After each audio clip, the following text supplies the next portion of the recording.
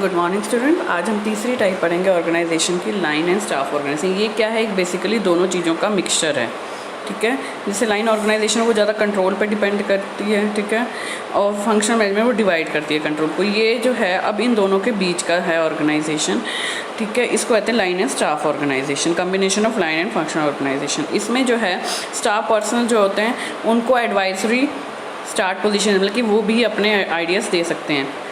इसमें 3 तरीके के स्टाफिंग होती है, एक पर्सनल स्टाफ, एक स्पेशलाइज स्टाफ और एक जनरल स्टाफ। पर्सनल स्टाफ में जैसे पर्सनल सेक्रेटरीज होते हैं जो सिर्फ एक ही लाइन पर काम करते हैं, उनको किसी और से कोई लेना, ओनली द पर्सन से sir only one line executive, सिर्फ एक ही काम करता है, ठीक है, पर्सनली, ठीक है। स्पेशलाइज ऑर्गेनाइजेशन जिनको टेक्निकल नॉलेज होती है और उसकी वजह से पूरी ऑर्गेनाइजेशन को हेल्प मिलती है, ठीक है। जनरल स्टाफ जिसमें बाकी सारे आते हैं सेंट्रल ऑफिस के मेंबर्स जो कि अपनी एडवाइस देते हैं टॉप मैनेजमेंट को। जैसे एक टेक्निकल डिपार्टमेंट होगा, एक सेक्रेटरी होगी जो हमेशा अथॉरिटी के काम करती है सारे। सिर्फ स्पेशलाइज स्टाफ जो है वो टेक्निकल इश्यूज़ देखता है जिससे पूरी ऑर्गेनाइजेशन को हेल्प मिलती है। जनरल स्टाफ जो है जिसमें सारे मेंबर्स, बाकी सारे मेंबर्स आ जाते हैं जो टॉप मैनेजमेंट को एडवाइस देती है। तो ये आपको एक चार्ट दिया गया है जिसमें सबसे पहले आता है शेयर होल्डर्स को भी जोड़ा। बोर्ड ऑफ डायरेक्टर से शुरू हो जाए, सबसे पहले बोर्ड ऑफ डायरेक्टर, फिर चीफ एग्जीक्यूटिव जिसमें जनरल मैनेजर या मैनेजिंग डायरेक्टर आता है।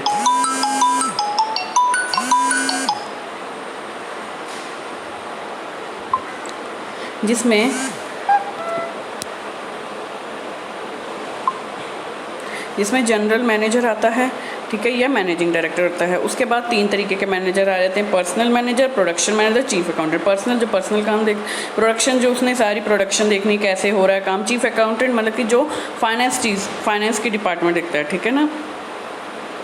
तो अब जो प्रोडक्शन मैनेजर है, पर्सनल मैनेजमेंट ने अपना काम कर लिया, उसके अपने काम हैं, ठीक है। अकाउंटेंट ने फाइनेंस का कर लिया। जो मेन काम है प्रोडक्शन मैनेजर की, कैसे टारगेट्स कंप्लीट किए जाएँ, कैसे क्वालिटीज़ को इम्प्रूव किया जाए, कैसे अपने जो स्किल्स हैं उनको यूज़ करके कुछ भी एफर्ट्स लगा के हम अपनी स्केल को बढ़ाएं, अपनी सेल को बढ़ाएं।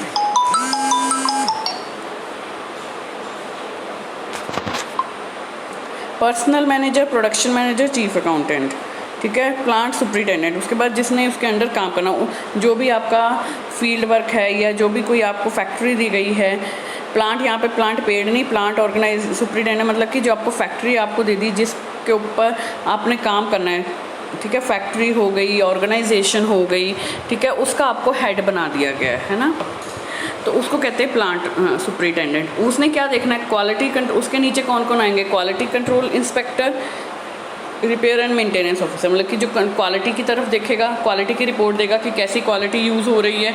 एक जो कोई कमी पेशी रहेगी उसकी रिपेयरिंग की तरफ जाएगा।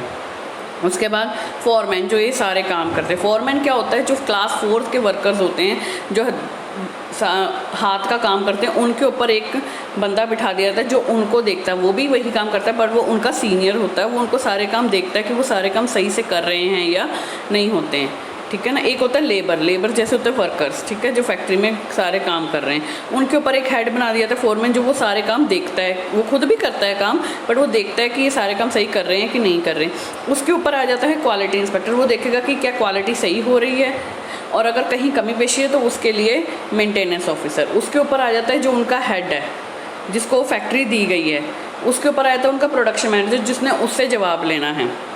फिर एक पर्सनल मैनेजर, एक चीफ अकाउंटेंट, और इन सबको कौन देखता है? चीफ एग्जीक्यूटिव या फिर जनरल मैनेजर या मैनेजिंग डायरेक्टर। और उसके ऊपर बोर्ड ऑफ डायरेक्टर और उसके ऊपर जो कंपनी के हेड हैं, शेयर होल्डर, जिनको प्रॉफिट लेना है, जिन्हें उस कंपनी में हिस्सेदारी रखी हुई है, ठीक है।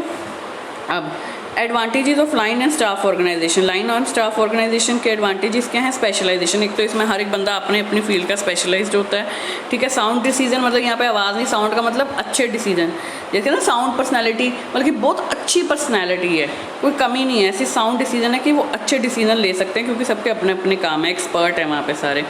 Advancement opportunity, it provide more opportunity advancement of able worker as a greater variety of responsible jobs are available। मतलब कि इसमें जो है उनको काम सीखने का और करने का मौका मिलता है। एक्सेलेंट ट्रेनिंग मीडियम, जो लोग काम कर रहे हैं वहाँ पे वो किसी एक्सपर्ट के अंदर काम कर रहे हैं तो उनको एक अच्छी ट्रेनिंग मीडियम मिलता है सीखने के लिए, बेटर डिसिप्लिन, हर एक चीज़, हर एक के पास अपना काम है, अपनी फील्ड है, वो उसमें हर एक के ऊपर एक लाइन ऑफिसर है, ठीक है। The line officer are strengthened by their command staff specialist student. अब क्या है, हर एक का अपना डिपार्टमेंट है, तो वहाँ पे वो डिसिप्लिन, जब किसी को कोई डिपार्टमेंट दे दिया था कि काम तूने करवाना है, तो एक तो उसको मेंबर्स भी वैसे मिल जाते हैं जो उसको आइडिया दे सकें, एक वो खुद अपनी सोच दे सकता है, तो वहाँ पर डिसिप्लिन अच्छा क्रिएट हो जाता है। डिसएडवांटेजेस क्या, सबसे पहली बात तो ये बहुत एक्सपेंसिव है, ये स्मॉल स्केल इंडस्ट्रीज़ में यूज़ नहीं हो सकता, ठीक है। थोड़ा कईयों को समझ नहीं आता कि हमने किसको जवाब देना है। फिर लैक ऑफ कोऑर्डिनेशन है, कहीं वही जिनको ये नहीं पता था लाइन ऑर्गेनाइजेशन स्टाफ ऑर्गेनाइजेशन में क्या फ़र्क है। एडवाइस, कई बार हमारी एडवाइस जो है वो इग्नोर कर दी जाती है, तो वहाँ पे जो है इसकी डिसएडवांटेज, सबसे मेन इसकी डिसएडवांटेज है वो है इसका एक्सपेंसिव होना, क्योंकि हर एक स्पेशलाइज्ड पर्सन रखने के लिए उनको पैसा देना पड़ेगा, तो ये बहुत ज़्यादा एक्सपेंसिव हो जाता है। इसलिए ये स्मॉल स्केल या मीडियम स्केल यूनिट्स, मतलब कि इंडस्ट्रीज़ के लिए ये पॉसिबल नहीं है, ये सिर्फ बहुत बड़ी इंडस्ट्रीज़ में यूज़ होता है, ठीक है, ऑर्गेनाइजेशन। Thank you.